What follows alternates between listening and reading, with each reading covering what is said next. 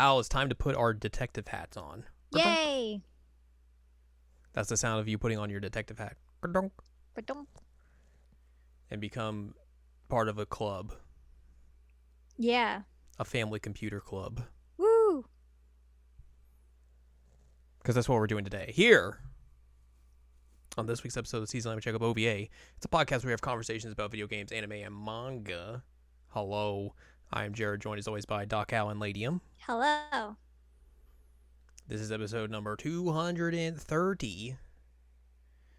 And we are going to be discussing the recently released remakes of the Famicom Detective Club games.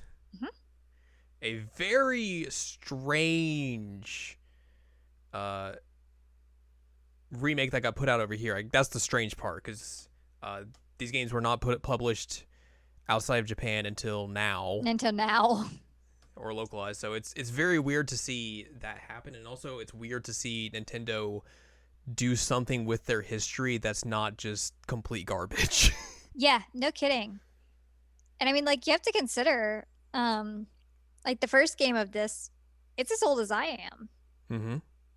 Came out in 88. So did I. I came out in 88 as well. It's true. That was your release date. That was my release date. So it's literally as old as I am. Mm-hmm. And you know, it's kind of cool to see Nintendo doing something with some of their old IP that's like not just releasing Mario and Zelda and Metroid and whatever, although this is tangentially related to Metroid. True. It's not just the same games you have played on other various virtual console releases or weird box releases or anything like that. Like, these are things that have never been released outside of Japan ever. Yeah, and obviously a lot of work was put into them to make them all shiny and fancy. Yes. These new remakes were developed by mages. They do a lot of like anime sort of stuff, so that style is very prominent here and everything. Mm-hmm. But these original games were done by Nintendo R&D one of the most prominent Nintendo internal teams. You know, they would go on to make the Game Boy. Whoa! Things like that. Like, the director of this game was one of the key people who made the Game Boy. Like, Gunpei Yokoi is a producer on this game, or on these games. So, like, you know, big prominent people who were like doing some of like the hardware stuff, or like just kind of throw it in and like, hey, let's make an adventure game for the Famicom disk system of all things. Yeah, why not?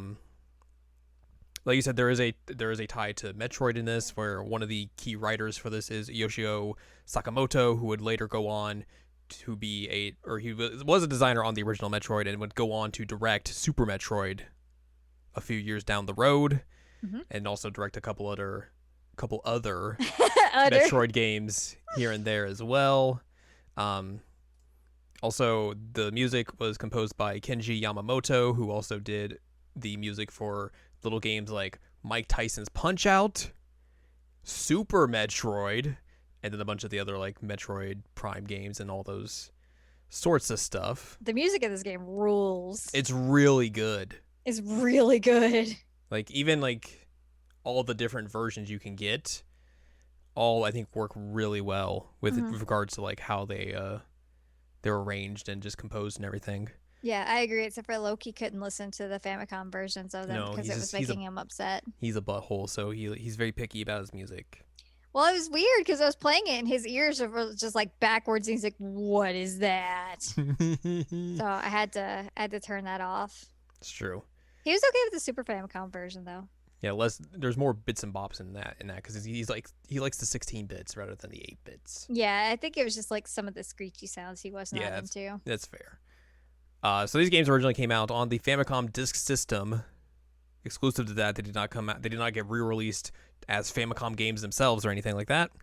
The first game, The Missing Heir, Part 1 or Volume 1 of it, came out on April 27th, 1988 in Japan, and then the second volume came out on June 14th, 1988. I'm older than this then. It's true. It's real interesting that like they split these up into like two parts. Like, you would have to play one and then wait for the next part to come out. Like, oh, what's gonna happen? Which is interesting. Like, episodic. It is episodic. Like, I think this is kind of like almost a basis for what they would later do with the Satellaview stuff. by making that kind of like appointment viewing and episodic and in a nature. And these games you can do that with because they're adventure games. They're not just like gameplay prominent. Mm-hmm. So you can get away with doing things like this. The second game, The Girl Who Stands Behind, came out on May 23rd, 1989 for Volume 1, and then June 30th, 1989 for Volume 2. There would be a Super Famicom remake of The Girl Who Stands Behind that came out on April 1st, 1998. And then before that as well, there was a Satellaview third game, a sequel to both of these games, that came out at some point. That I'm trying to find because it says it somewhere on this Wikipedia page, and now I don't remember. There it is. That came out in 1997. It was broadcast in 3 chapters. The first chapter came out between February 9th and the 15th. The second from February 16th to the 22nd, and then the third from February 23rd to March 1st. That game is a little bit different because it stars Ayumi instead of the player protagonist that you play in the first 2 games. Oh, you mean C2 McDoot? Yeah, C2 McDoot. But the cool thing about that game, or the Satellaview game, is that it had voice acting for Ayumi, which the lady they got for that role back in 1997, they recast her for these remakes, which is a really cool thing. That's super cool. Mm-hmm. So those are the 3 main games. Of course, the Satellaview game is never going to get a remake or anything like that, unfortunately. And it's just hard to find in general if you want to try and play that because there's no fan translation of it or anything, which makes sense because a lot of Satellaview stuff is just really weird and innocuous. Mm-hmm. So it's not surprising that you can't really find that or anything. There was also a GBA port of, I believe, both games that came out on August 10th, 2004. Whoa. And then I believe also both games came out to the Virtual Console on various platforms. The Missing Error came out on the Wii Virtual Console, the Wii U eShop, and the 3DS eShop. The Disk System version of The Girl Who Stands Behind came out on the Wii and 3DS, but not the Wii U. And the Super Famicom remake came out on the Wii 3DS and Wii U. And we've also learned that there's a Smash tie-in to Twice, and did not expect that. Yes, so Ayumi appears in Smash Bros. Melee as a trophy. She's also in Smash Bros. Ultimate as a spirit, but apparently when making Melee, Sakurai was at one point thinking of putting Ayumi in as a playable character. Which would have been so cool. I wonder how much of that decision was weighted because Smash Brothers was becoming more of a global thing. What I was reading on the wiki was that was exactly the problem, is that there wasn't enough of a Western knowledge. Everyone would just be like, who is this character? I mean, they let Roy in. You're not wrong. I guess, Fire Emblem has more of more people would know about Fire Emblem over here than they would about the Famicom Detective games. I mean, at that point, barely. But still, I think that would have been fun because, you could just, educate people about what these games were, and then maybe, you could have done the work then to put them out. Yeah, maybe we would have gotten them earlier. Yeah. Man, can you imagine? No. Her just fighting Link. I can't imagine it because I know Nintendo and I know they would be like, no, we're not doing this. Yeah. We can't don't do like this. Cool things. We don't like fun. No fun allowed. We're putting out an adventure game in 2001? What? Get out of here. What's the internet?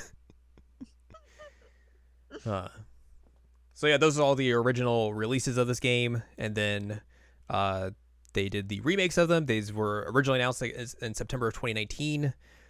They were originally supposed to come out in 2020, but were delayed to 2021 because of, obviously why.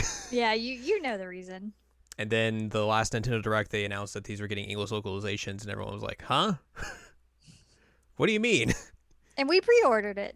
Yes. Because you got $10 off. Mm-hmm. And then also, these have voice acting, which is a new inclusion and everything. There's updated visuals and everything. There is a new arranged soundtrack. But you can play or use the original soundtracks in either version of the game. So Missing Air has the Famicom Disk System soundtrack. Girl Who Stands Behind has the Famicom Disk System and Super Famicom versions of the soundtrack along with the arranged stuff. Mm-hmm. The only thing I wish these games had was I wish there was a way you could switch visuals on the fly. I know that would be a very big undertaking because this is just a big remake. Mm-hmm. But I think it would be cool to be able to like play these games as they were originally seen, like just to see like the Famicom Disk System visuals and then the Super Famicom visuals for The Girl Who Stands Behind and everything. But like I get that like that would be a lot more work than just, you know, redoing everything. Right. But they do actually add some stuff here and there scenes wise. Like there's some bonus scenes that are included in these games, and then like there's like a lot of moving parts to these games, so it's not just like strictly static images. Mm-hmm. So I think that they did a decent amount of work to make these games look More modern. Yes. Although they don't really make these like games set in 2021. These are games still set in the 1980s, which I think is a very good touch.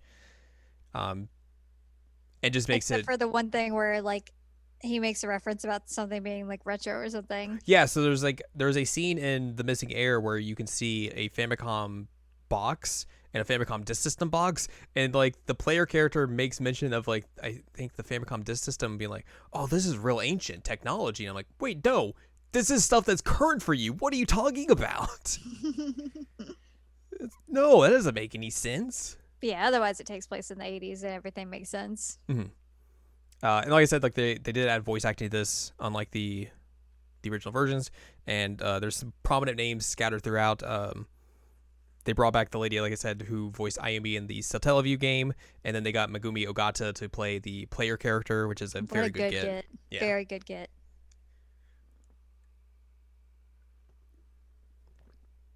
So yeah. Is there anybody else that was important or that we might know? Not off the top of my head. I didn't even look. There probably is. I just haven't like looked deep into like see. I mean, Ogata's the big one that you're like, whoa, that's a good get. Yeah. That's true. So yeah, let's talk about these here games. We played these remakes. They're not long games, but also they were Famicom Disk System games, so they're not going to be long in general. Right. I think, you could probably get through these, depending on how you play, in like about 7-8 hours. I would say that, yeah. Give or take. I know a lot of people will tell you these are visual novels. These are not visual novels. This is an adventure game. Yeah, it's an adventure game. Also, we were idiots and didn't talk to each other before we started them and started the opposite game of each other. We're like, whoops. Yeah. There's also one more note I want to make mention of. Basically how these games were inspired by an older Japanese adventure game and also by horror films. Yes. So basically, this is an adventure game. By the late 80s, adventure games were way more prominent, especially in Japanese culture and Japanese video games. There was a lot more PC adventure games by that point and everything. But of course, one of the key prominent Japanese adventure games that a lot of like these games look back to is a game called the Portopia Serial Murder Case, which is a game that came out in 1983 for the PC 6001. And was designed by Yuji Horii, who obviously more people will know him as the creator of Dragon Quest. Yep. So he made all those games, but essentially he made this game because he was like flipping through a PC magazine, saw computer games from the United States, and was like, "Oh, this is interesting. We should make one of these for the Japanese market." And that's where this game came to be.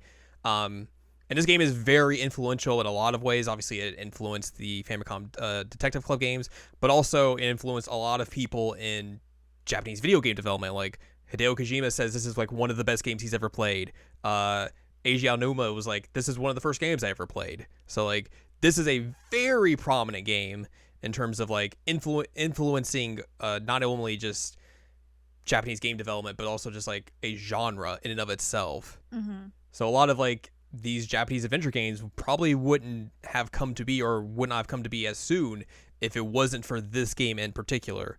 And then also, the writer of these games, Yoshio Sakamoto, basically talked about how he didn't really look at a lot of like detective movies or anything, or detective books, and like as the primary source material for like what inspired him.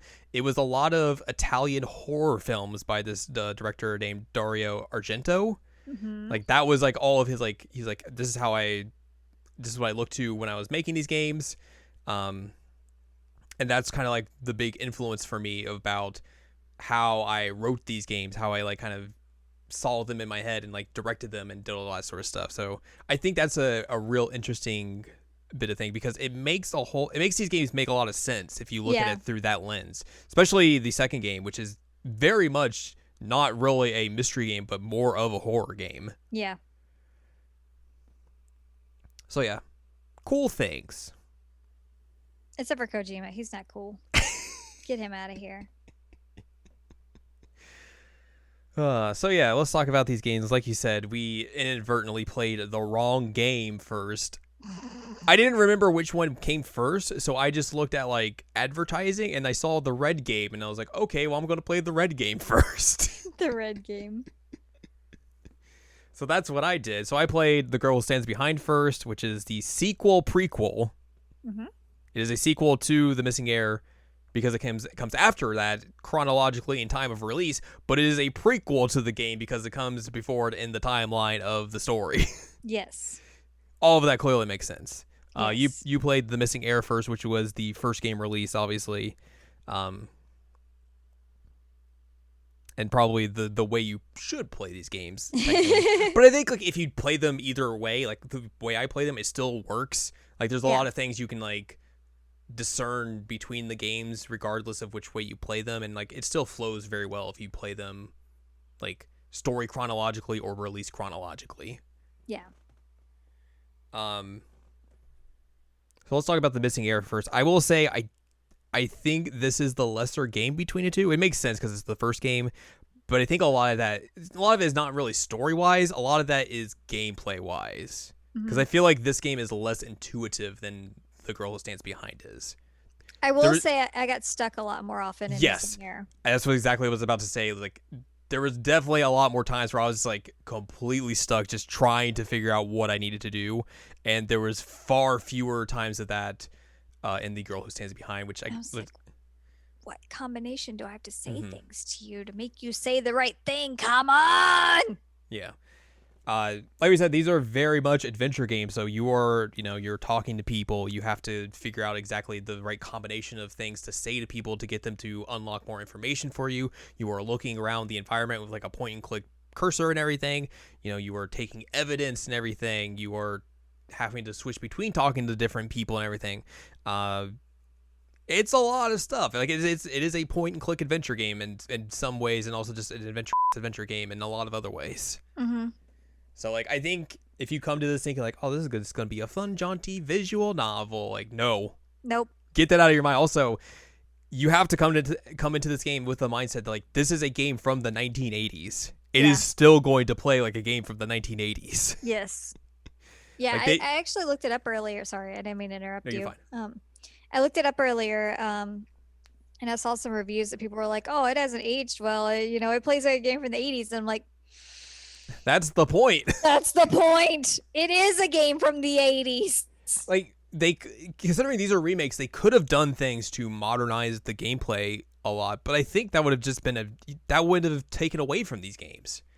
Like, if you're coming to these games, especially for like Japanese fans and everything, you want it to play like it did originally and everything. And also for like, fans outside of Japan who have never experienced these games before, you would want to be able to play these games with the experience that people would have played these games in the time period they came out.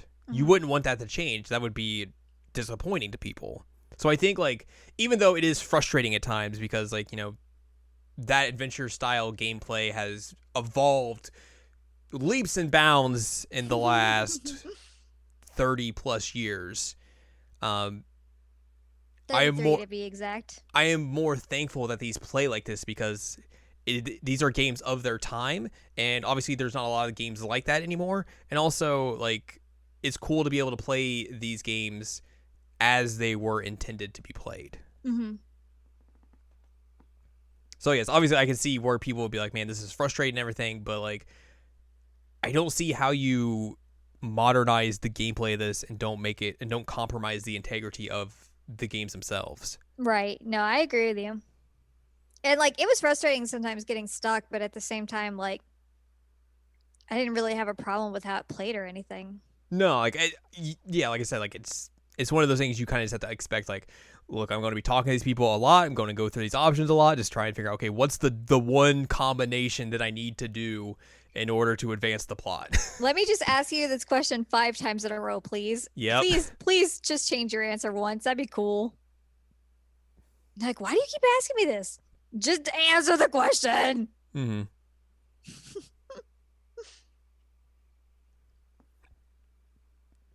So yeah, a lot of this is going to be plot relevant because the gameplay is an adventure game. Gameplay is not a whole lot you got to really talk about. Yeah. The things that stayed out here are the plot. The plot. So we'll dive Here's into your that. spoiler warning. There's going to be some spoilers, but yeah, let's talk about The Missing Heir, which has only a paragraph of story on the Wikipedia page. Yeah. Well, we can put it together. It's true. So yeah, you start this game and you wake up on the ground. You're like, oh god, There's a ow, man hovering over you. there's a man over me. I don't know who I am. Yeah, you have amnesia. Amnesia. Which is not good. You eventually run into a girl named Ayumi Tachibana who's like, hey, you work with me. We're detectives. And you're like, huh? What? You have been sent to this village called Myojin Village. You are investigating the death of Kiku Ayashiro, and that is why you're out there and everything. And a whole lot of just wild things happen in this. A lot happens. Yes. Yeah, the butler has asked you because they said that Kiku died of heart failure. Mhm. And the butler's like, I don't buy that. I would really prefer you to investigate this a little bit more. And everybody's like, Butler, why? Because there is also, unsurprisingly, a huge inheritance issue here, and who is the heir? Mm-hmm. Ba ba bum. Hence the missing heir. Da da da. Which has a dual meaning actually, because there's technically 2 missing heirs here. Yes. There's like layers of air. Layers of air. I said air, not air. No, I know you said the air. It's just funny. Layers of air. We join our amazing detective C2 McDoot. Or if you're me, you just put your name. I was like, oh, let's go with this. I love being called Sir McDoot. Sir McDoot. I lost my mind every time he's like, Sir McDoot. I'm like, that's me. Anyway, so let's solve a mystery. Rewrite history. DuckTales. Woohoo. Woo. So yeah, there's this whole legend with Kiku that like basically like the if whole you family. well yeah the family that like if you wrong them like they'll come back out of the grave and haunt you basically. And the whole town village just believes this. They're very gullible. Yes. And most of them are old. Mm-hmm. And so with her dying, everybody's talking about the spooky thing that's gonna happen. She's gonna come back because there were mysterious circumstances. And so you have her family come in. So you have, is it her nephews? Yes, her nephews. I think you're right. I'm also just trying to look up for names because there's a lot of names in this that I don't remember. Yeah. It's either Kinji or Kanji. I don't remember which one it is. That's the oldest does not one. have plot. Get out of here. Get out of here. Get out. He's the oldest, and then I think the second one's name was like. Why do I want to call him Jin? I don't think that's right. It was a J name. It was a J, and then the third one was an A name. She's a lady. Azusa. Azusa, yeah. Yeah. And you find out that she died the Same night as the will was read, decided she needed to write up a will, and So that's one of the reasons why the butler's like so suspicious. I mean, that's valid. But yeah, she's like, all right, we have the will now. Um, Okay, so Kanji was the director of the Ayashiro Corporation. He's the eldest son. oh, he is the son? I thought he was the nephew. He's apparently the eldest son of the family. According to this, I don't know. This could be wrong. Yeah, I don't trust that because the whole thing with like her actual children is a important plot point. Azusa is the younger sister of Kanji and the older sister of Jiro, who's the other Jiro. guy. She married into the Kasuga family, but returned once the death of Kiko happened. And then Jiro is an executive of the Aishiro Corporation. He's the younger brother of Kanji and Azusa. Mm-hmm. I couldn't remember if it was Kenji or Kanji, but okay, Kanji and Jiro, Azusa. Mm-hmm. Cool. I won't remember that. Um, but yeah, so you have these three that are like squabbling and causing issues because when the will was actually read, it said that her daughter Yes. was supposed to get half, and that she would need the symbol of the successor. She was going to get half of the inheritance. Also, she was going to become the new president of the corporation. Correct. But yeah, she needs the symbol of the inheritance and everything. And then the rest of the inheritance is split up among the other kids. Yes. The thing with that is that she's missing. Mm-hmm. No one knows where she's been. She's been gone from the village for like 15 years. Yeah. Or something like that. It's 17 or 18, actually. Same difference. Carry the two.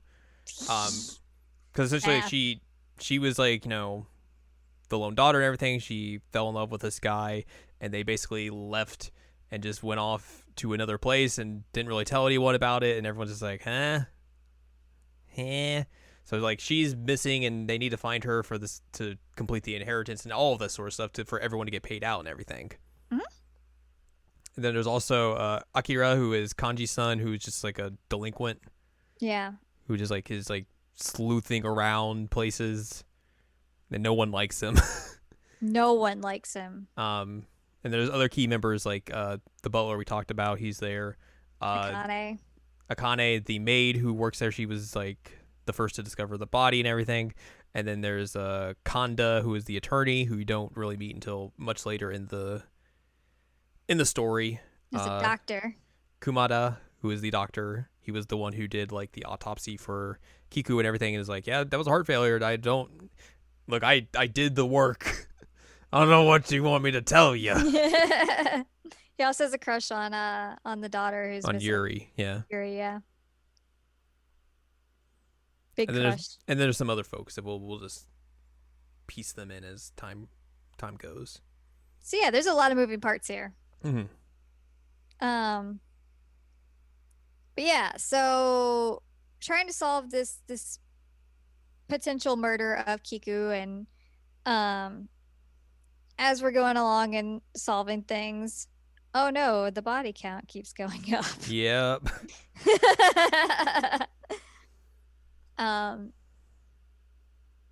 Because pretty early on, Kanji dies. He eats it. He's found in the storage room with a knife in his chest. And also there's antiques that have been stolen from the storage room and everything. And his eyes are open and he's facing forward. So like he obviously knew the person who did this. So everybody's like, well, his son's missing and there's antiques missing and he kind of sucks. So it's probably his son. His son probably did it. We should probably find him. So with Kanji out of the way, Jiro becomes the new director. Mm-hmm. And seems very nonplussed about his brother dying. Yeah, which is shady. And Amy is back at the detective agency, like doing the legwork on some other things for you. Like she tries to find out where she's basically looking into like the whereabouts of Akira and like where he's been and everything, and also like found out that he's with a nice dressed man in a car. Yeah, she's like trying to figure out who that is and everything. So like that's what she's kind of like working on while you are out in the village doing that stuff as well. Yep. She's doing research for Mm-hmm. you. What a gal. So while all like the kanji stuff is happening, like people start speculating that they've seen Kikyu rise from the grave and everything, and she was the one who killed him Um, because it's this whole legend and all that sort of stuff. and the hand mirror shows up. I think the hand mirror shows up later. Still shows up. Right. Um. So like a little bit after Kanji dies, Jiro is found Hanged. hung from a tree as if he committed suicide. Hmm. And everyone's just like, "This is real weird." Which, let me tell you something. I was actually, this is gonna sound very weird. Please forgive me. I was actually really impressed with the fact that how they drew him as hanged. Like he had his tongue sticking out, Mm-hmm. because that's a very distinctive thing that happens when that happens to you. Mm-hmm. That your like tongue gets swollen and sticks out. And so I was like, oh, they actually did the legwork of like what a body would look like in that case. That's interesting. Like that's a very, very real thing. Can confirm. Have had somebody in my family do that. So you have to, so you investigate that, and you're just like, well, I guess everyone's just like, well, I guess he just committed suicide. That's real weird. But then you go and like talk to some different people, like the office worker who works with the attorney, who was like, yeah, he came in, talked to Konda, and he did not seem like he was suicidal or anything. That seems real weird. And you kind of talk to the doctor and we're like, hey, is there anything suspect at all? And he's like, yeah, so after looking at it a bit more, he's got like cyanide on his fingers. And that's a little weird, isn't it? But we can't really confirm that he took cyanide or anything. Mm-hmm. And it's only on like his Fingers. his finger and his thumb. Yes. And it's a very small amount. Mm-hmm. All this while, you also go back to the dude who found you, whose name is Amachi. He basically tries to help you out and tells you a little bit more of like what you were talking about when you were found. You talk about how you were trying to find a talisman of something, but you never really find out what. So eventually you kind of like, you'll go back to that cliff where you were found, where you'd been thrown off or something, and you run into some other people, like this old dude named Heikichi, who's just a weird old dude. Yeah, you also like a perv. You run into this lady whose name is Yukiko Fujimiya. She says she's waiting for someone important to come to the cliffs and everything, and this was the years that this person was going to come back and everything. Eventually, she tells you she is waiting for Kazuto Ayashiro, and you're like, I've never heard that name before from this family. She's like, and then you eventually learn like, oh, he is the half brother of Yuri. Because like his mom wasn't Kikyu, but he was like adopted into the family and everything. And then eventually he kind of just like dips out and runs away. Right. And everyone's like, how do you know that name? That's I don't know about this. Also in the meantime, Azusa, the younger sister of Kanji and Jiro, just vanishes. Yep. She basically like leaves the mansion and goes off somewhere. Kind of coming in and out, but like not enough for like people can like stop her to figure out what she's doing. Yeah, the butler's like, I'm suspicious of what's going on, but like I can't stop her. Yeah. Eventually, a few days later after that, you find her body where she has just been dumped into the ocean off the cliff. Off the cliff. Where you find a button in the grass and also a shoe. Like, this is weird. So like you and the doctor are like at the cliff, like waiting for Yukiko. And then, like, you run off to do something and you come back and the doctor's, like, looking over the edge and he's like, hey, we need to call someone. There's a body down there. Yeah. And it's like, oh, crap. That body turns out to be Azusa. She had been strangled to death because there's clear bruising around her throat and everything. Also, there's, like, human flesh, skin under her fingernails. So, like, she called someone who was attacking her. Yes. But that's all you know. Eventually, you learn that, like... or you and the doctor go off and try and like figure out like find a connection between this. You learn about cyanide gas and how that can be used to like kill someone, but it'd also be like a silent killer, or in terms of like just a silent murderer, I should say, where like it's undetectable in autopsies. So like they kind of like come to this conclusion like maybe this is a thing. It's like they kind of come up with the theory of like tobacco murders. and they basically have to like go redo like autopsies and everything to like figure that out. They go to dig up Kikyo's body because they want to like re-examine it, Mm-hmm. and the dude at the temple where she's buried is kind of just like, oh, I don't know about this, I don't know about this, I don't know about this, and you're like, we got to do this if we want to figure out stop these murders. And he's like, okay, I guess. You go to dig up the body, and in the grave is like a bucket Mm-hmm. with Akira in the bucket dead. Yep. It has been dead for like a few days now. Yeah, they And said you're just that like, what? decomposition was pretty advanced. What is happening? Yeah, when that happened, I was like, whoa! So that's bad. That is very bad. But I think you're able to like also do examinations on the others who had died, and eventually you like get back. They basically had cyanide poisoning. Did they ever tell you where Kiku's body ended up? Because I don't remember. Yes. Ocean. The person who did it all tells you that they threw her body in the ocean. Correct. Okay, ocean. That's what I thought.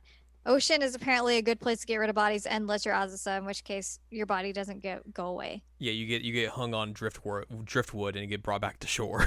Yay. At some point as well, you basically have to try and find Yuri, and one of her like childhood friends comes by and is like, here's a picture of her, here's a postcard that has her address on it that I got ages ago. Go to this village and see if you can find her or anything. So you go to this other village, you run into one guy who's like, I can't help you, I gotta go, I'm busy. So you run into like this old lady who's like, I don't know, I haven't heard this before, I'm old, I don't remember things. Should I say that she's lovely though? Yes. Then you have to like you have to go back like a day later, and then you eventually learn like, oh, there was a fire, like because you can't find the house. And you're like, where's this house at? And you learn like, oh, there was a fire, it burnt down. Yuri had a kid. She had to save the kid, but like she got a lot of injuries because of the fire and everything, and that basically is what kind of killed her, where she's actually dead. She's been dead for a long time. A long time. And no one knew about that. But she had a kid and everything, and the kid was taken to like an orphanage, and that's kind of like the end of that. So you go to try and find the person who was taking care of this kid, but you find like the daughter, and the daughter's like real kind of like knows things but won't tell you, but also like you feel like you recognize her. Yeah, you're like, you're very familiar to me. And she's like, I don't know about that. Eventually one thing leads to another, and the protagonist realizes that like, or gets a lot of his like memories back, and a lot of those memories also entail the fact that, hey, you got a burn mark on your arm. Well, Amy points it out because you're changing your shirt in front of her, which is wild that he's just like, I'm gonna just take off my shirt in front of you. She's like, whoa, dude, whoa, not in front of me. And then he goes to put on his, because it's mentioned relatively early on, like, oh, your shirt's too big, and he's like, oh, it must not be mine. You find out that Amachi gave you the shirt, and he took yours to be dry cleaned. So when you get yours back, she like goes to sew the button on and then tells you to put it back on. But also like the dry cleaner tells you like, it was seawater. There's a lot of seawater in this, and you're like, that doesn't make any sense. I was found in the grass. Yeah. But yeah, so when you go to change in front of your gal, she's like, oh, hey, you got a pretty weird burn on your arm. Has it always been there? It's not recent. He's like, oh, huh, how about that? All right, I go, oh, God, I have a burn on my arm. Memories. So eventually you basically you figure out you're the kid. You're Yuri's kid. You go back to the village where the orphanage lady was. She basically just tells you everything about your dad. About how like Yuri and the dude she married were like, everyone loved them and everything. The dad tried to stop some like hooligans from beating up with someone and accidentally stabbed a guy. The guy he stabbed was like connected from to a well-to-do family. Yeah, so like he basically gets thrown to jail and everything and dies in prison. And then the house burning down was connected to that as well. So basically it's all bad things just happening to them. And they were apparently trying to protect him as like a kid from like being the son of a convict. A murderer. Yeah, and he's like, you know what? I'm proud of my dad. I don't even care. So basically, the name you input at the very beginning is a fake name. Well, they said you gave you your name. But he also they also say like they give you a different name so like people wouldn't know who you are. They did? I thought they said that she gave you your name. I'm pretty sure they said like they gave you a different name so like they would not connect you to that family. Like that was one of the aspects of it. Huh. Maybe I'm wrong, but because like at the cliff at the end, he's like, "Oh yeah, I am this person. I am the son of so and so and so and so." Like right. he But I like mean that's the name he specifically knows. right. I'm pretty sure that that was the name that she gave. I'm pretty sure though. they said that was a fake name at some point.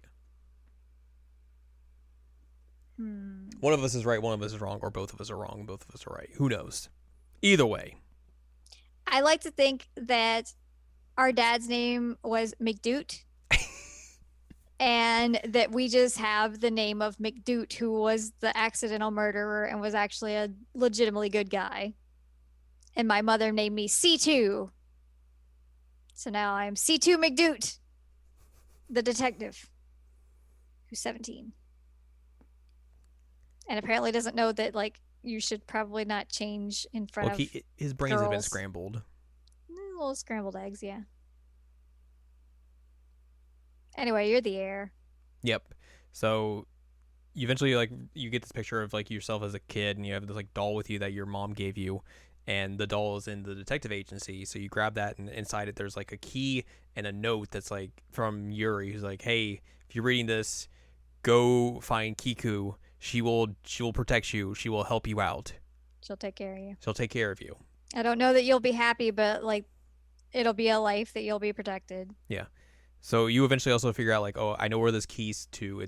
There was a door in the storage room that like no one knew how to open or unlock. So you open that lock and everything and go inside, and like there's this maze. You have to use like the hand mirror and like this piece of paper you find as well that's like tells you how to open it and everything.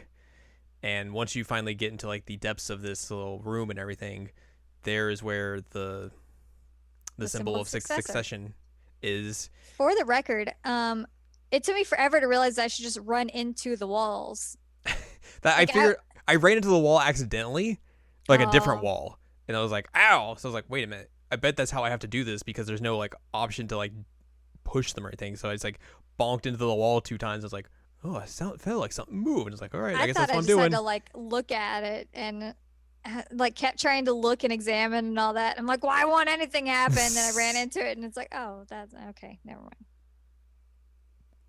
Pro tip, always run into the walls. I always run into walls. I mean, I do in real life. That's true. So yeah, we get the symbol of the successor. Yay! And then the real culprit shows up.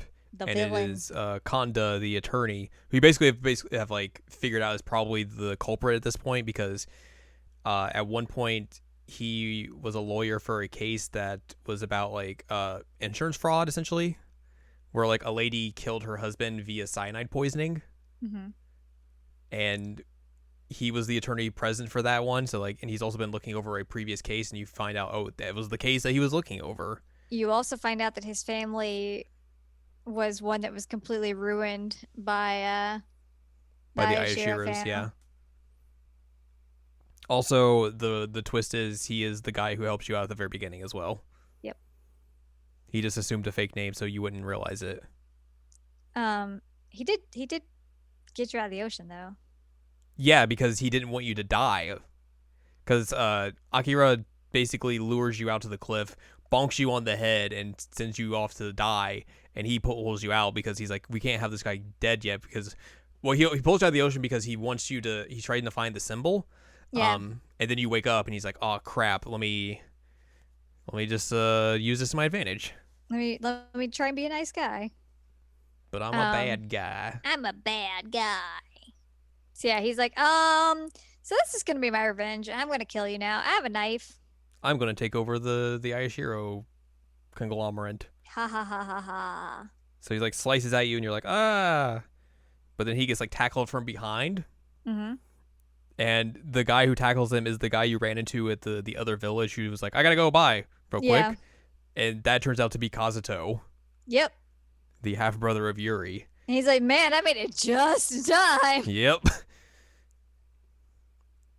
So basically, the end of the game is like you going out to like the cliff and talking to him. He's like, "Yeah, I've been trying to find you and all this sort of stuff, and somehow by chance we run into each other at that village. It's real weird and everything. But like I got here and the butler had been knocked out, so I was like, oh crap, I gotta run in here and figure this out and everything. But congratulations, you get to be the heir now. Everything, yay, congrats. But you're like, hey, do you want this? You're kind of ahead of me in terms of this. You Probably really be deserve you. this. Because he'd been kind of like shunned since he was half. Yeah. And but Yuri was always like super kind to him and loved him to death. So yeah, we give him the symbol as a successor. Which I assume, I could be wrong, but I assume that you're gonna get like somewhat taken care of after that. It would make Like- sense. Like you're still a detective and you're probably still gonna continue that life, but I'm assuming you're gonna get something from that family, like because he's not just gonna be like, all right, I saved you, goodbye. It's a real Thanks. rude dude. Right. Like that would be rude. So I'm sure you get at least something, but yeah, this family, those are some dynamics. Things went down.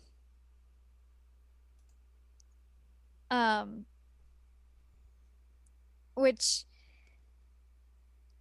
it's a thing that we talked about that like there's phones and you can dial numbers, and if you dial the number and the girl who stands behind for the phone here, the *16, it's like Conda's Deli that answers.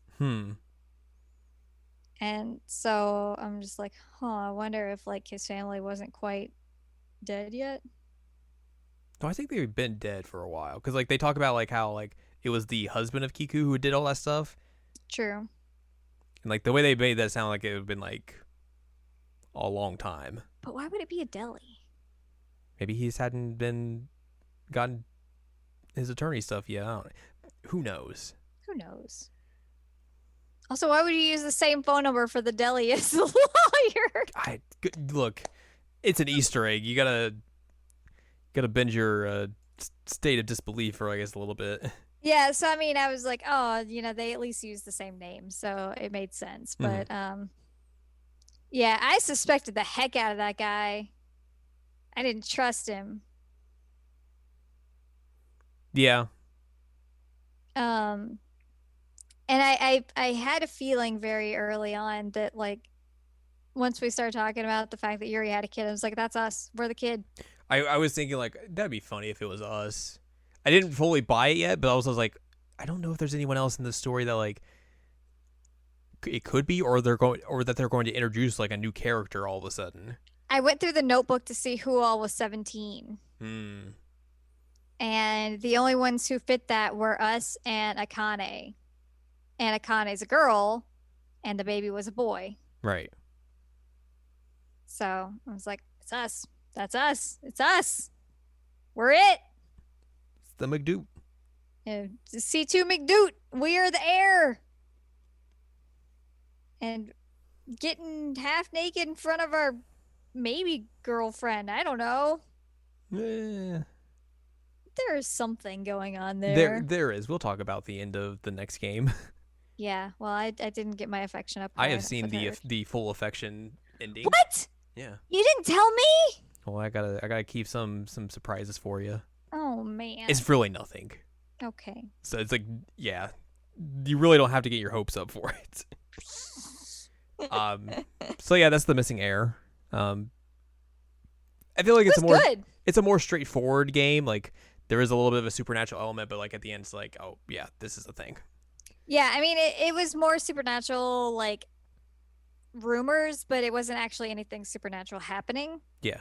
It was just the fact that the legend existed was messing with villager brains and making them see things that they weren't actually seeing. Because, if you were seeing Kanda dragging a body, you're like, oh, it's her, it's Kiku, and it's like, no, it's actually just the lawyer murdering somebody, but like, you tried your best, and I think that like Honda was able to take advantage of that legend and use it to his advantage to like move bodies and that kind of thing. Right. But definitely not as supernatural as um, a girl who stands behind. Yes. Which, like I said, I think this game, like, you could easily classify this game as a horror game, Yeah. just because of like how atmospheric it is at times and just how unsettling it is at times, and Mm-hmm. a lot of that is just like the way of how they set up just shots and everything, and also just the inclusion of the soundtrack and all that sort of stuff. Like, there is a lot of just like weird and creepy stuff in this game particularly, Yes. but it's real cool. So yeah, this is the sequel prequel Mm-hmm. that takes place a couple of years before The Missing Heir, where the protagonist is on the run from the police. Basically, in terms of the canon, this is basically right after he leaves the orphanage and like runs away to go find his parents. Dun Um, dun. you run into just a random dude who's just like, "Hey, what's going on?" And you're like, cops." And the cops are like, "Hey, what are you doing with this kid?" And they're like, "Oh, wait, we know who you are. You're a detective." So He's like, I got this. I'll take on this yes, kid. I will take him to the coffee shop. So you run into this detective whose name is Shunsuke Utsugi. He's like, "Hey, I'm a detective. You're trying to find your parents. That's messed up. You don't have anywhere to go because you're a runaway. You could stay at my place. Okay." Um, You're gonna work with me now, kid. yes. The remake adds in some scenes with this opening bit in particular. I don't know if it's in the Super Famicom version or not, but the Famicom Disk System version did not have the bonus scenes where you see like someone walk by the windows and sit behind you in the coffee shop, who is presumably, I think, Ayumi. Oh, I didn't even notice that. Yes. It's Ayumi or Yoko. It could be one of the two, but it is like someone in that like school uniform and everything. Mm-hmm. But like they don't show that in the disc system version, but it is in the remake. But yeah, then you get like a little bit of a time skip a couple months later, and you get a call at the detective agency. They're like, "Hey, there's a crime scene. Come look at this crime scene." And you go out to like a riverbank, and there is a girl who has been murdered. She is a high schooler by the name of Yoko Kojima, and you get to look at a dead body. Yeah, you have to be like, hey, can I look at this body? He's like, you are a kid. You can't look at the body. You're like, no, I'm a detective. Let me behind the tarp. I'm a detective now. And we get behind the tarp and we look at a body. Yay. Yay. I love to look at baddies. Baddies. um so yeah, She's looking a little corpsey. she's a little corpse. She's been strangled, Mm-hmm. but that's all you really know. And she's a She little was dumped in the waterlogged. water. Um while this is happening, like a friend of hers comes up, which is Ayumi, and then her homeroom teacher shows up and is very like distraught about it Mm-hmm. and shaken up. Um, Eventually, like you kind of regroup back at the detective agency, and Utsugi's like, "Why don't you go to the school, blend in, because like you're that age, and just see if you can get information and all that sort of stuff." Mm-hmm.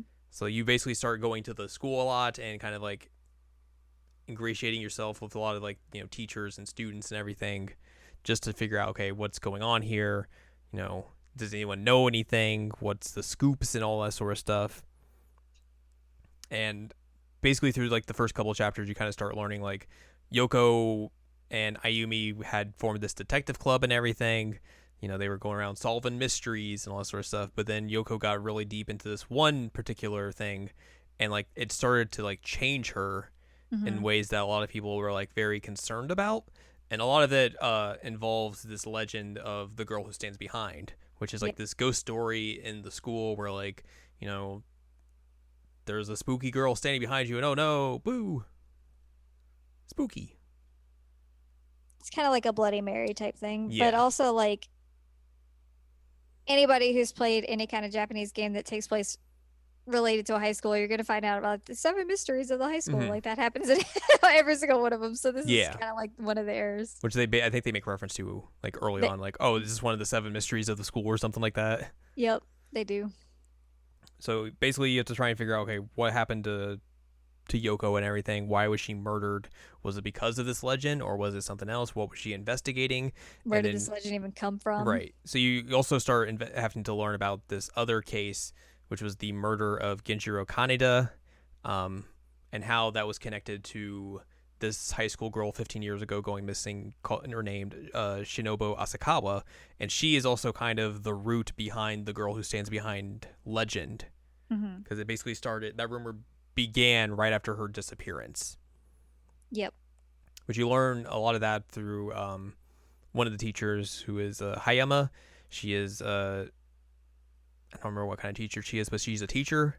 And she And she went basically to the school. she was an alumni of the school and everything, and she tells you that like it was basically her who kind of started this rumor, because on the night of the Kaneda murder, she went back to the school because she had to go get some homework or something. She'd forgotten something. And she's walking through the school campus and everything, and it's dark and everything, and she looks up at the window and she sees this girl who's covered in blood looking back at her. She looks away and then she looks back up and it's gone. And then Yep. she's like, I'm getting the heck out of here.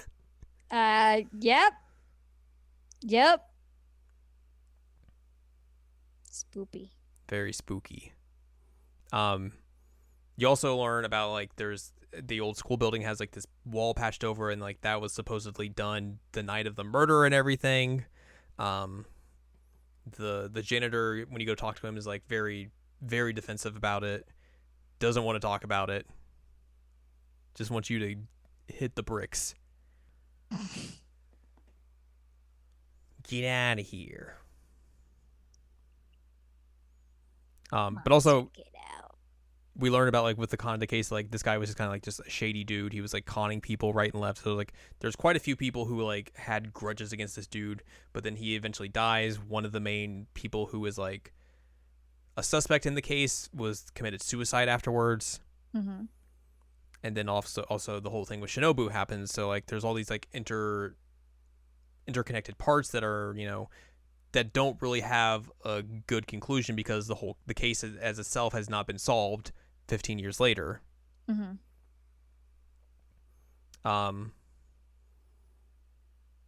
Later on, you talk to Hayama again. She's like, yeah, I passed by the old school building on the night of the murder, and when I saw the spooky ghost girl, the wall at the time was not complete. So you're like, that's weird. I've heard that it was supposed to be complete that night. Oh, and while this conversation's happening, Mhm. I got spooked. Yeah, while like you're having this conversation, you see the janitor Tazuki like peeking around the corner, just like very distraught and just like looking at you very creepily.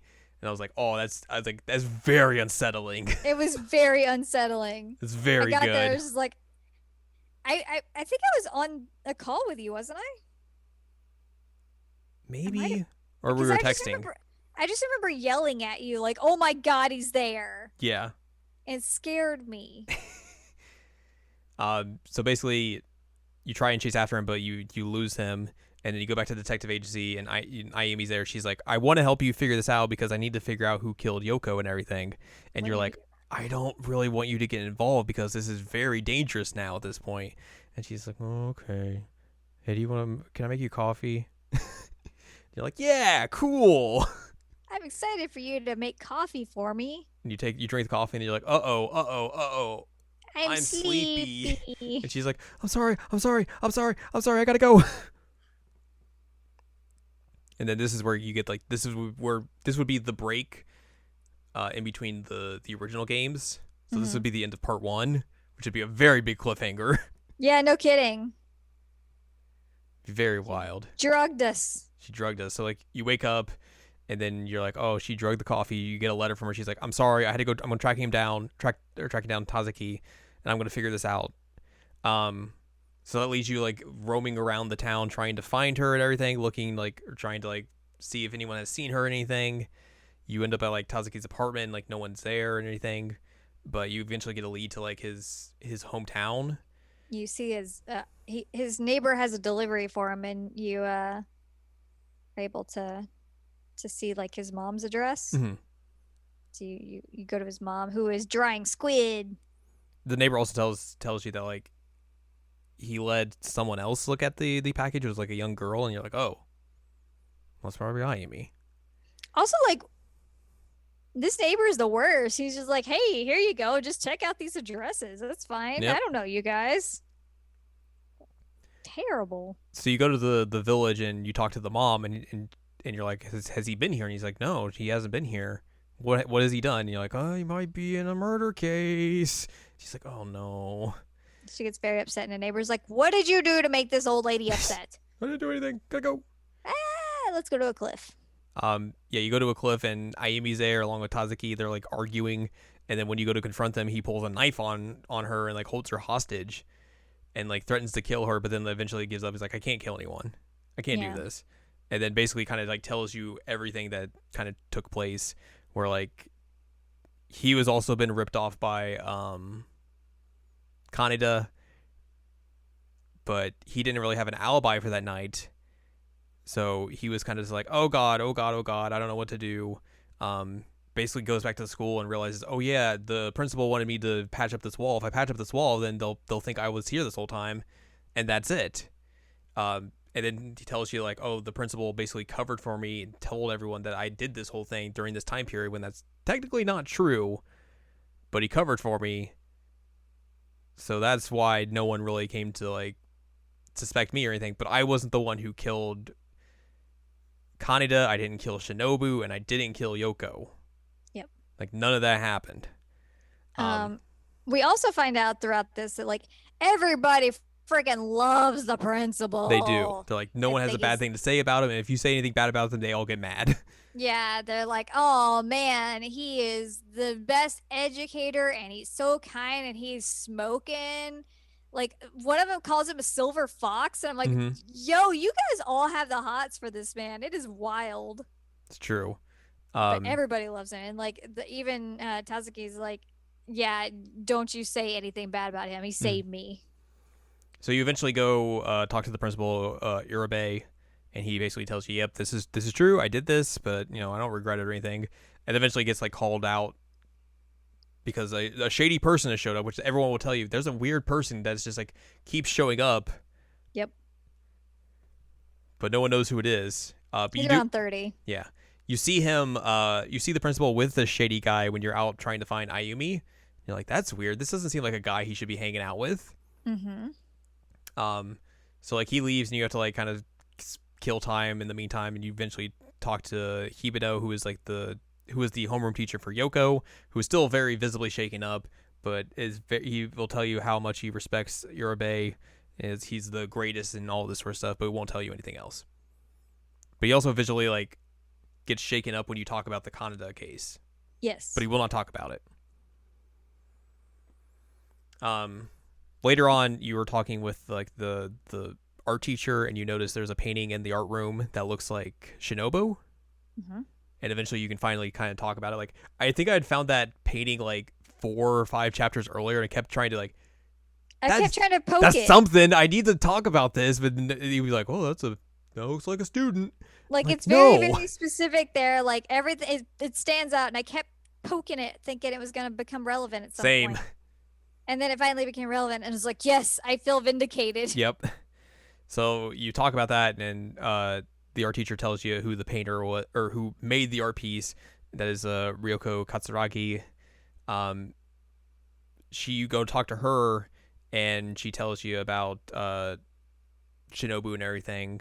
Also, Yoko came by. Yes, Yoko came by, and she was like, "Oh my god, she looked just like Shinobu," and I was very freaked out about this. Mm-hmm.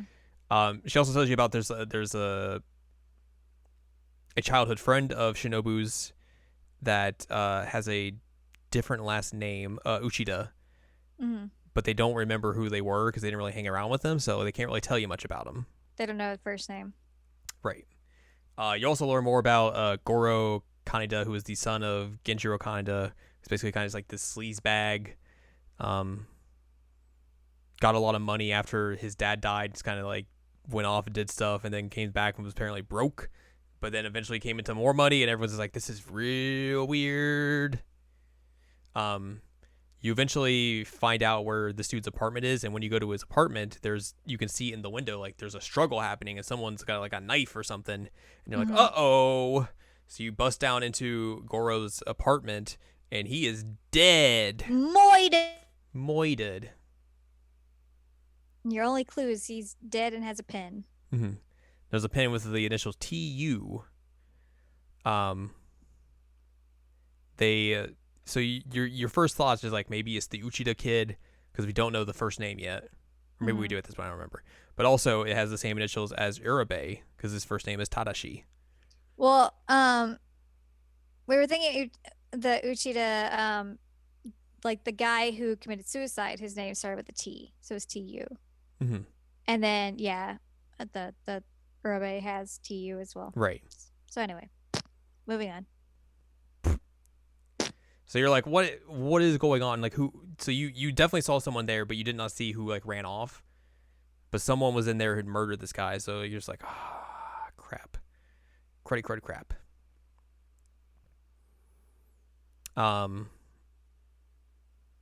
You eventually find Ryoko introduced you to another friend of Shinobu's, who is Sayaka Ishibashi, and she's like tells you a little bit more about like the childhood stuff and everything, and they bring out this yearbook. Yes, the yearbook. And they're like, here's the class photo and everything, and like you find someone in there that looks very familiar, and they're like, oh yeah, that was the Uchida kid. It's like, wait a minute, and you're like, wait a minute. You look at the boy. I saw him and I was like, you. I was looking for him specifically. Yeah. You look at the boy and it's very clearly Hibinu. Yep. He's a teacher. Mm-hmm. So you go and confront him, and you're like, Urabe did a lot for me after what happened and everything. He was, he helped me get out of the situation and everything, let me become a teacher and everything. He hates the Kanadas, doesn't have an alibi for the murder, but basically is like, gets real mad when you think that the principal is the suspect. Mm-hmm. Yeah, he like flips his lid. He's like, rah, rah, rah, rah. Exactly like that, yes. Yep. And then you get into like the final parts of the game where like the principal has been off and away on a business trip apparently, but like no one knows where. Mm-hmm. So, and also, one of the students for Hanaya was injured, and she tried to call the place where he was supposed to be, and they're like, yeah, he's not here. He's never been here. I don't know what you're talking about. Mm-hmm.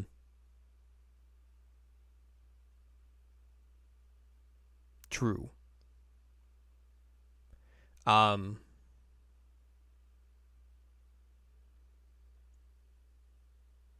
So yeah, you get that information. Tazuki also tells you like, yeah, I did plaster the old school building that night, but like I did it, and then I finished up, and I came back the next morning, and it looked like someone used my tools, but it doesn't look like someone had like redid the stuff that I did. Like you couldn't do it that quick, or with the skill that I have, because they start to suspect like maybe someone dumped. Like took it down, put her body in there, and then Shinobu's body was like in the wall or something, and he's like, that I don't think that's possible, because like the way it looks is like it's what I would do. Like I don't think an amateur would come in and be able to do the same work. Like, it doesn't make sense. So you basically have to like go back to the detective agency, and you're just like, I feel like we're close, but I can't figure out exactly what it is. You get like a call from someone who's like, hey, person's at the school. The person you want to talk to is at the school. You should come to the school. You run into Ayumi there because she's taking a makeup test, and Hibino's there as well because he has to supervise it. And you go to the principal's office, and you have to bust down the door, and he is laid out on his desk with his throat slit. Yep.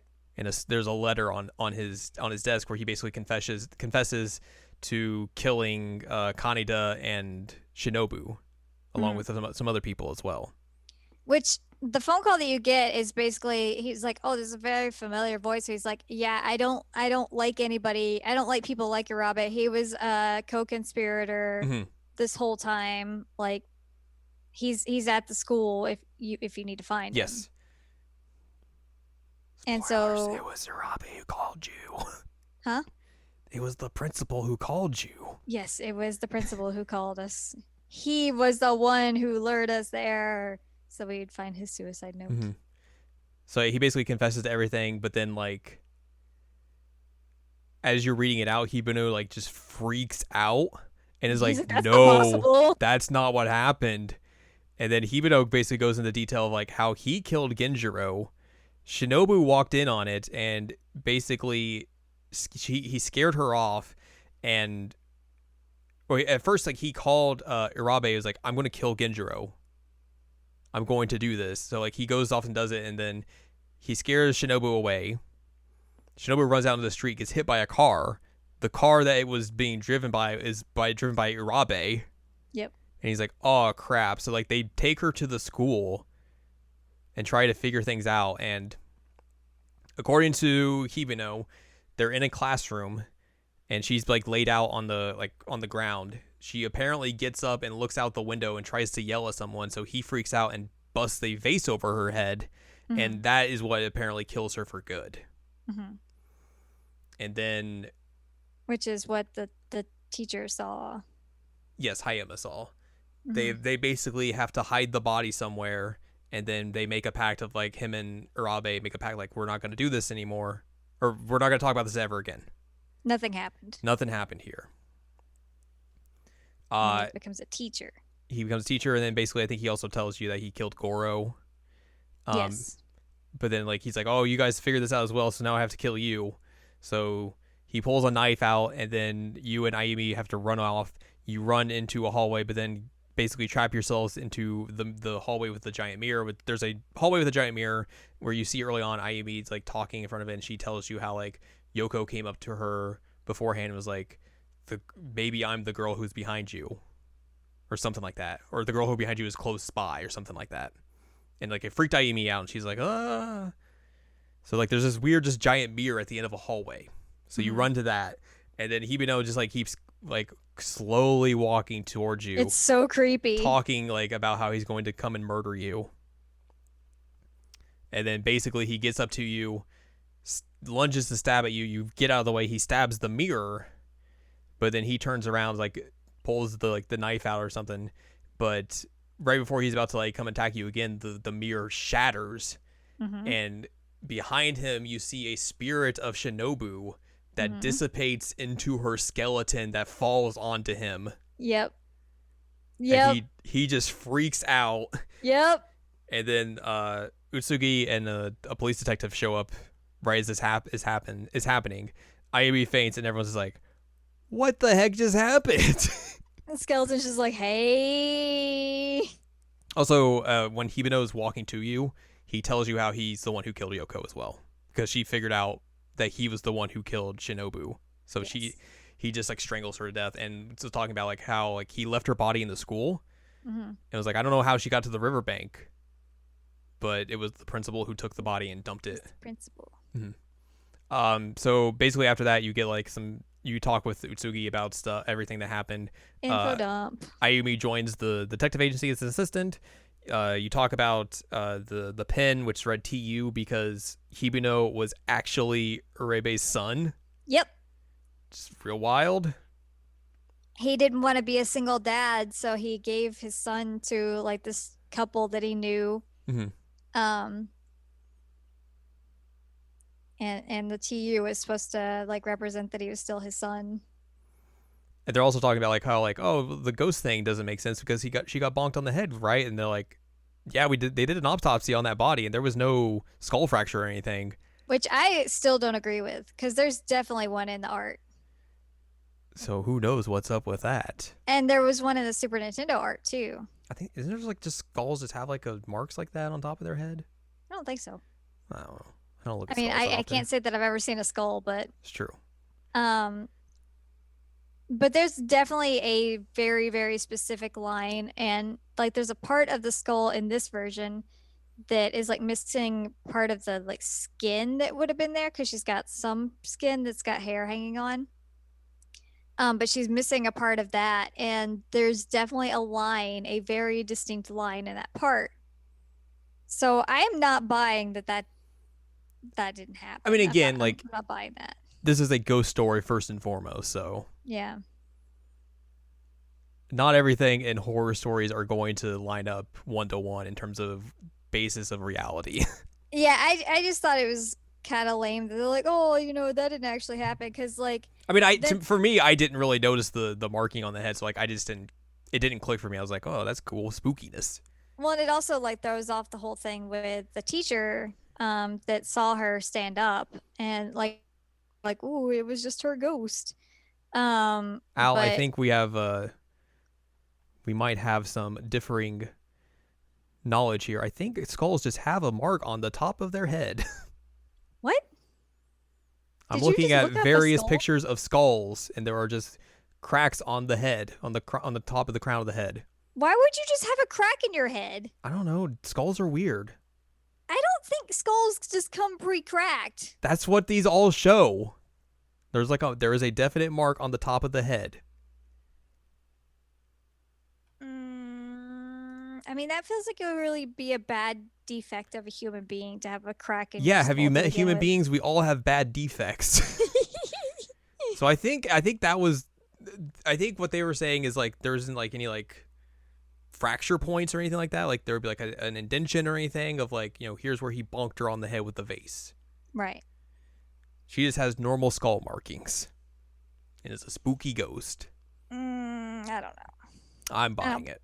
I don't buy it, and Go look at a skull.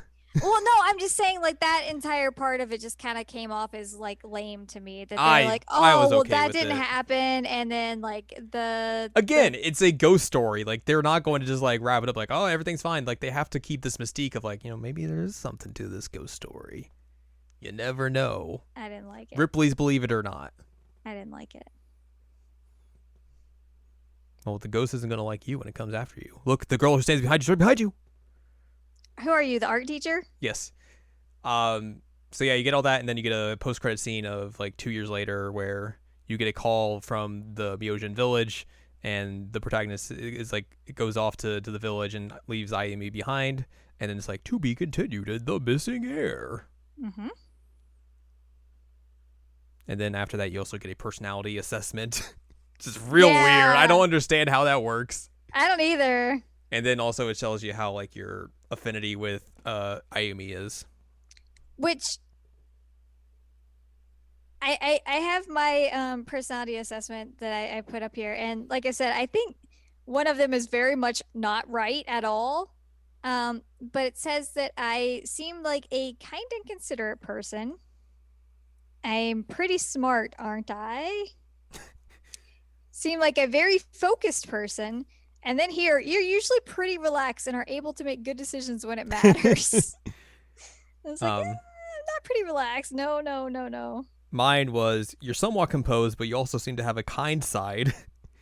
You're a little erratic, aren't you? You can be a bit of a troublemaker at times. I don't know.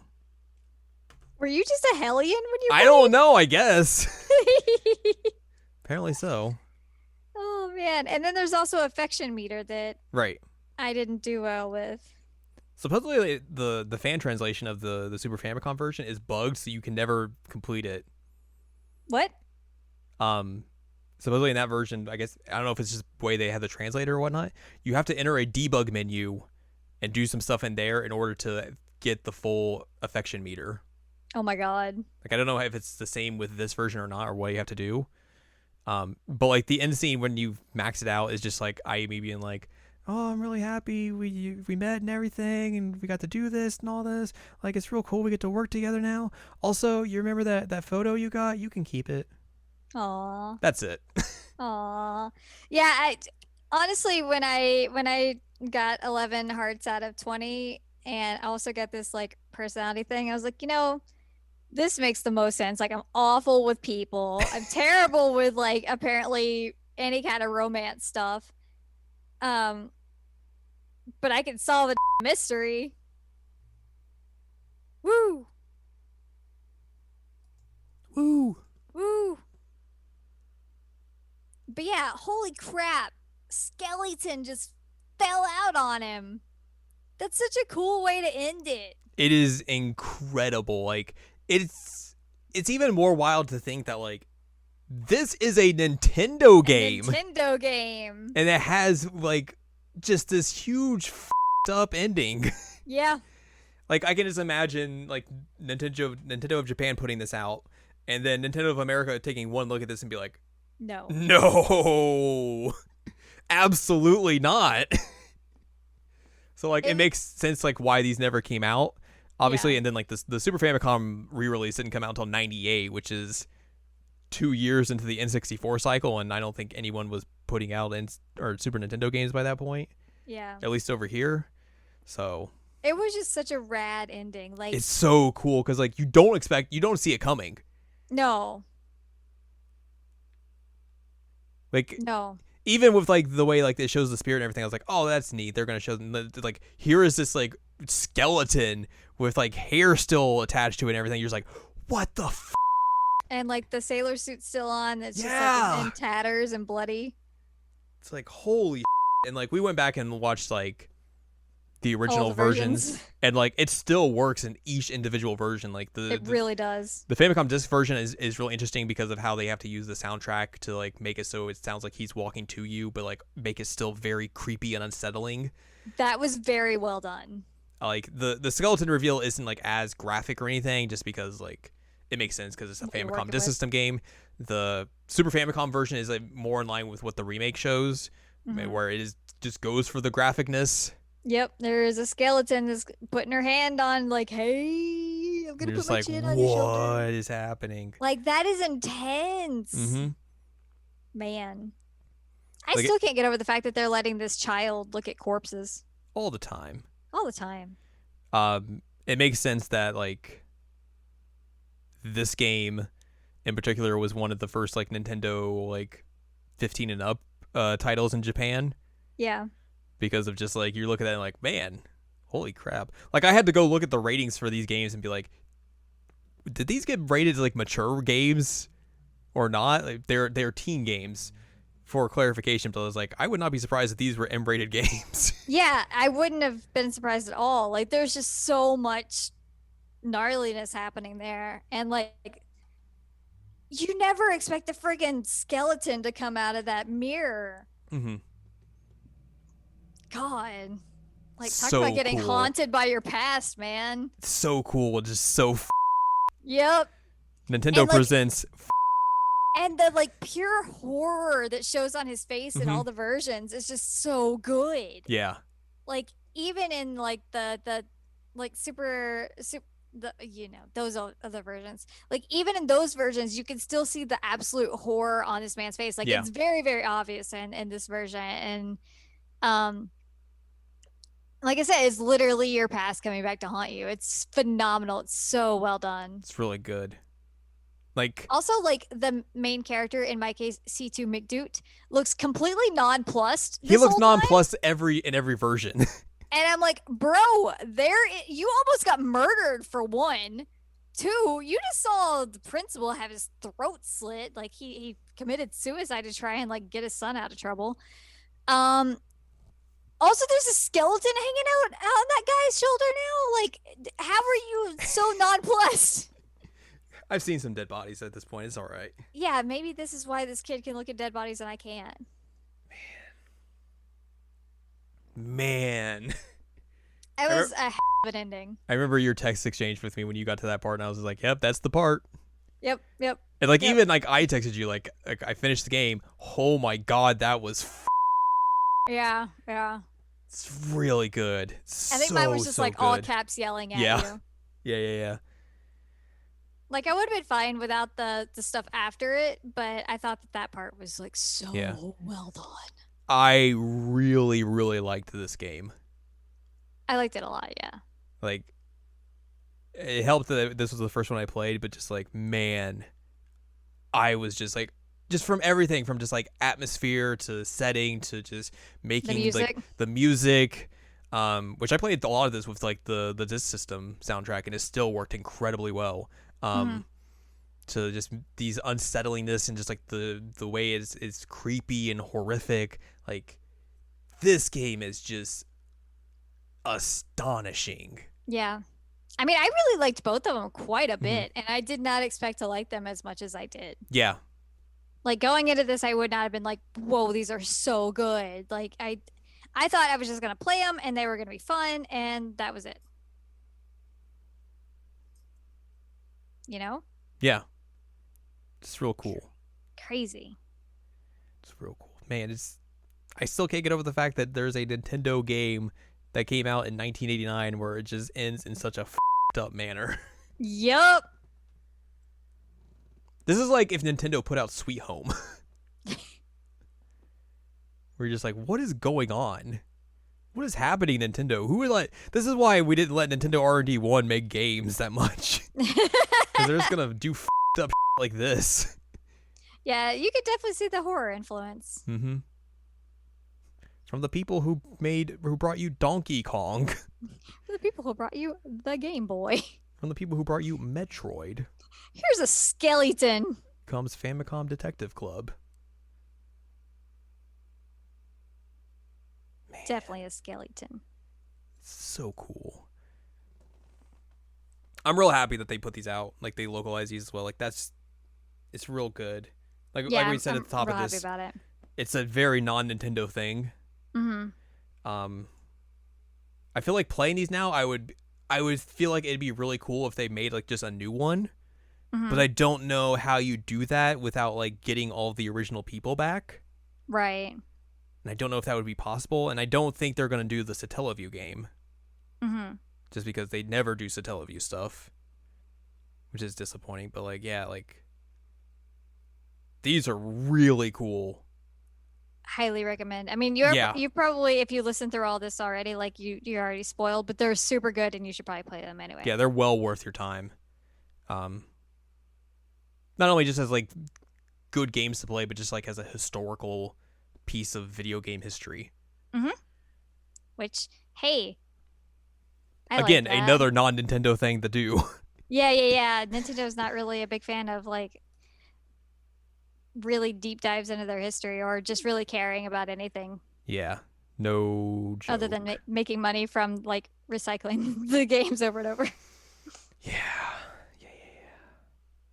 But I think that's going to wrap this episode up, unless you have anything else you want to talk about with the Detective Club. No, we solved several murders. It's true. Before we go, though, we have breaking news. Breaking news? That's not breaking news by the time you listen to this, but it's breaking news right now as it's happening. The games that were just announced? There's 5 new titles coming to the Super Nintendo Entertainment System, Nintendo Switch Online, Super Nintendo, and Nintendo Entertainment System's Nintendo Switch Online, Nintendo Entertainment System collections. Yep. They're not good. No, they're not. They're not good at all. There's also Zelda and Loftwing amiibo coming out. She's pretty. Coming out on July 16th, yes.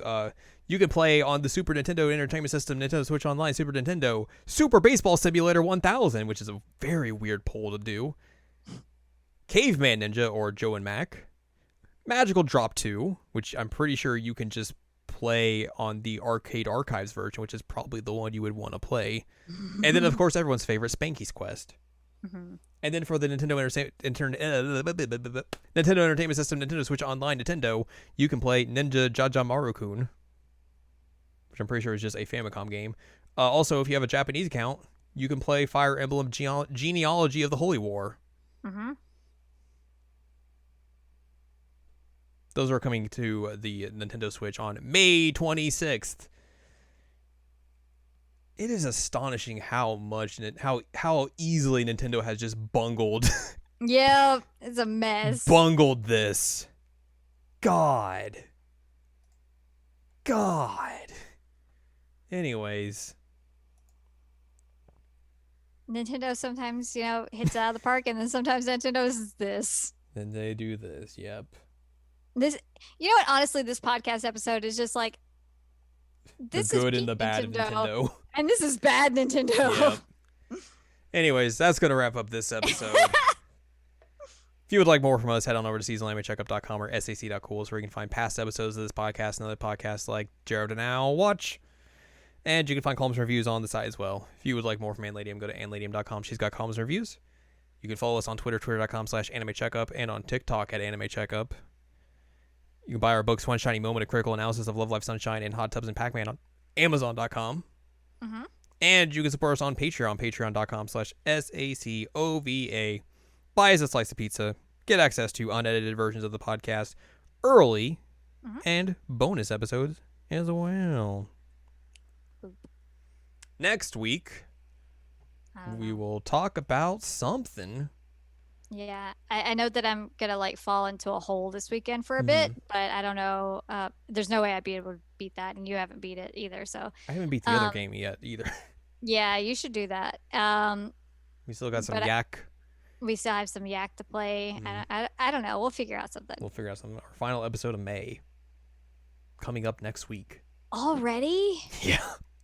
Ugh, this year is like on light speed. Yeah, it's true. We'll figure that out and reconvene next week with some a skeleton behind you. Oh God.